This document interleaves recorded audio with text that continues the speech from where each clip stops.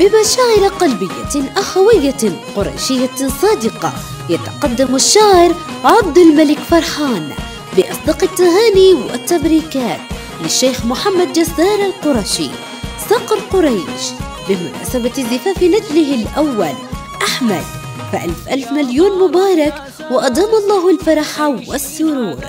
من القلب إلى القلب نهديكم أطيب الأمنيات وأصدق الكلمات وأجمل العبارات لنشارككم في هذه الفرحة والمناسبة الغالية والسعيدة، وأننا بكل حرف نهنيكم ونرفع أصدق التبريكات لحضرتكم، فدمتم بخير وأدام الله الأفراح.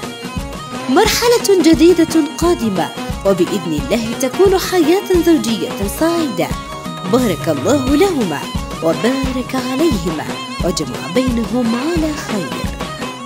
هذه التهنئة مقدمة من الشاعر عبد الملك فرحان.